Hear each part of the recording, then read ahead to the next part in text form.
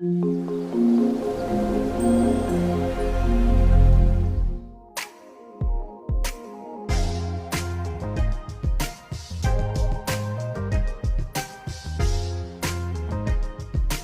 Friends, आपका दोस्त आपका भाई मनोज कुमार फिर से हाजिर है आपके सामने एक्सेप्शन की एक और टर्म को लेकर के, एक और डिस्कशन को लेकर के।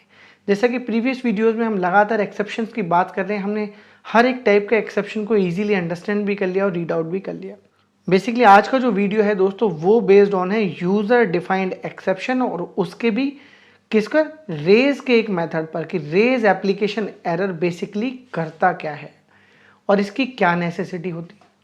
दोस्तों, जैसे कि हम बखूबी जानते हैं कि यूज़र डिफाइंड एक्सेप्शन को रेज करने के दो मेथड होते हैं। पहला होता है रेज स्टेटमेंट के थ्रू और दूसरा होता है रेज एप्लीकेशन एरर के थ्रू, जैसा कि हमने अपनी वीडियो के अंदर देखा भी।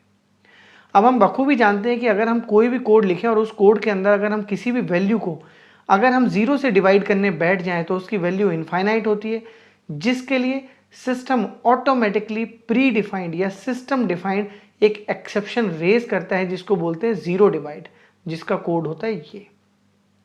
अगर ऐसी ही कंडीशन दोस्तों हमें लिखनी पड़े तो एज ए डेवलपर हमें वेट नहीं करना चाहिए कि सिस्टम या ओरेकल हमें ये एक्सेप्शन रेज करेगा। एक अच्छे डेवलपर पहले से पहले ही उस कंडीशन को अपने दिमाग में रखते हुए उसके लिए एक्सेप्शन हैंडलिंग लिखेगा। फॉर एग्जाम्पल, ये एक छोटा सा अनोनिमस ब्लॉक यहाँ पर दोस्तों है। इसके अंदर कुछ एक वेरिएबल्स मैंने यहाँ पे लिए हैं। जो भी वेरिएबल्स लिए सिंपली उनका मेथड या उनका काम केवल एक ही है कि मैं आपको ये वाला एग्जांपल दिखा सकूं कि मैं यहाँ पर कुछ एक वैल्यू का डिवीज़न कर रहा हूँ। डिवीज़न भी किससे कर रहा हूँ, divided by we count of person. मतलब अगर वी काउंट ऑफ पर्सन की वैल्यू जो आगे डिवाइड होने जा रही है, जिससे डिवाइड किया जाएगा, अगर वो वैल्यू 0 है तो मैं इनिशियली ही एक एक्सेप्शन रेज कर दूँ, जो कि एक अच्छे डेवलपर को या अच्छे कोडर को करना चाहिए। यहाँ पर क्योंकि रेज एप्लीकेशन एरर की बात कर रहे हैं तो सबसे पहले आपको ये डिफरेंस समझना होगा कि रेज स्टेटमेंट के थ्रू क्या हो रहा है और रेज एप्लीकेशन एरर वाली स्टेटमेंट के थ्रू क्या हो रहा है। सबसे पहले दोस्तों मैं एक्सेप्शन की ये जो कोड्स हैं इनको मैं डिसेबल कर देता हूँ। मैंने यहाँ पे एक कमेंट कर दिया। अब सिंपली मैं आपको ये कोड चला के दिखाता हूँ और देखिए ये कोड क्या करेगा, मुझे कहीं पर भी कुछ प्रिंट करके नहीं दिखाएगा, बल्कि रन टाइम पे जैसे ही कोड मेरा रन होगा सिस्टम मुझे फ्रंट एंड पे ही एक मैसेज शो करेगा, जो कि प्योरली टेक्निकल मैसेज होगा। ये देखिए दोस्तों, यहाँ पर क्या हुआ है वो समझते हैं। सबसे पहले मैसेज देखते हैं क्या है, अनहैंडल्ड यूजर डिफाइंड एक्सेप्शन, और एक कोड भी आ गया।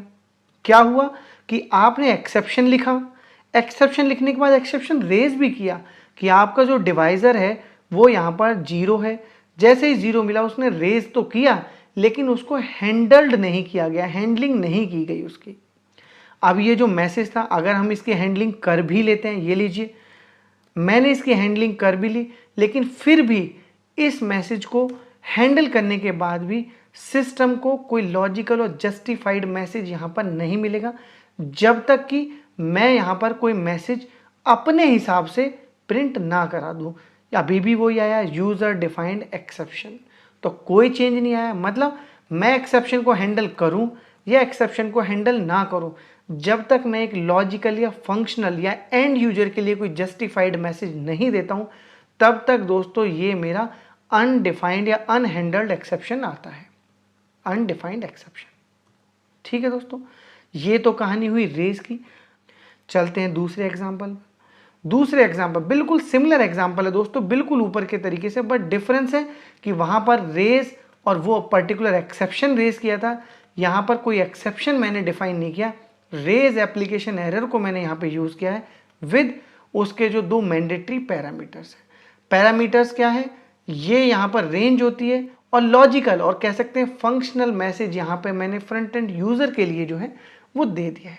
नीचे का कोड बिल्कुल वैसे ही लिखा हुआ है, बट ऑब्वियस है कि अगर कोई एक्सेप्शन रेज नहीं कर रहा हूं तो किसी एक्सेप्शन को डिक्लेयर करने की जरूरत भी नहीं है, और जब डिक्लेयर ही नहीं किया तो एक्सेप्शन में भी कैसे यूज करूंगा। बट यहां पर बिल्कुल ऊपर वाले कोड के तरीके से मैं पहले इसको कमेंट करता हूं, कोई एक्सेप्शन की हैंडलिंग नहीं है, लेकिन उसके बावजूद भी रेज एप्लीकेशन एरर को यूज करने भर से एक कोड के और एक मैसेज के साथ अगर मैं इस कोड को चलाऊंगा तो देखिए मुझे वही लॉजिकल और फंक्शनल मैसेज यहाँ पे प्रिंट होगा जो मैंने डिफाइन किया है।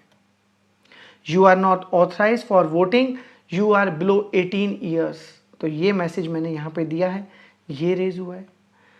अगर मैं इसकी एक्सेप्शन हैंडलिंग कर भी देता हूँ तो बट ऑब्वियस है कि ये अदर्स वाले सेक्शन में ही जाएगा। तो यहाँ से ये लीजिए, मैं इस कोड को चला देता हूँ, देखते हैं इस बार किस तरीके का मैसेज मेरा ये वाला कोड जिसमें रेज एप्लीकेशन एरर मैंने यूज़ किया है ये मुझे रिप्रेजेंट करता है। देखिए दोस्तों, पहले वाले में जिसमें रेज और एक्सेप्शन किया था उसमें आ रहा था यूज़र डिफाइंड एक्सेप्शन, लेकिन यहाँ पर सिंपली मुझे वो मैसेज जो मैंने डिफाइन किया वो और उसका पर्टिकुलर वो कोड जो मैंने यहाँ पे दिया वो मुझे आ रहा है। तो कभी भी स्टैंडर्ड मैसेज के तरीके से अगर अपना कोई फंक्शनल यूज़र को मैसेज दिखाना हो, फंक्शनल मैसेज दिखाना हो, तो रेज एप्लीकेशन एरर को दोस्तों इस तरीके से यूज़ में लाया जाता है।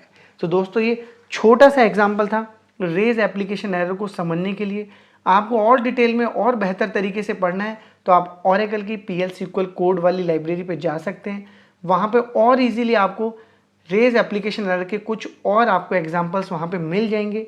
सो दोस्तों, छोटा सा एग्जांपल आपको पसंद आया हो, आपकी समझ में आया हो तो वीडियो को लाइक कीजिएगा, शेयर कीजिएगा उन भाइयों के लिए जो रेज एप्लीकेशन एरर के इस फंक्शन को या इस पैकेज की वर्किंग को समझना चाहते हैं, इसको और अच्छे से और बेहतर तरीके से करना चाहते हैं। मैं दोस्तों हमेशा बोलता हूँ कि अपने कमेंट, अपनी रिक्वायरमेंट, अपने सजेशंस अपने इस भाई तक लगातार इसी तरीके से पहुँचाते रहिएगा। मेरी इस मुहिम को सपोर्ट करने के लिए, मुझे मोटिवेट करने के लिए दोस्तों चैनल को सब्सक्राइब करना बिल्कुल नहीं भूलिएगा। साथ में दोस्तों एक बात मैं हमेशा बोलता हूँ कि मेरी इस वाली लैब का कोड हो या किसी और लैब का कोड हो, आपको उसके लिए कभी वरीड नहीं होना है। सिंपली मेरे ब्लॉग पे जाना है जिसका लिंक डिस्क्रिप्शन में भी है और वो यहाँ पे ब्लिंक भी कर रहा है, उस पर जा कर के सिंपली अपने टॉपिक को सर्च करना है और उस कोड को यूज़ कर लेना है।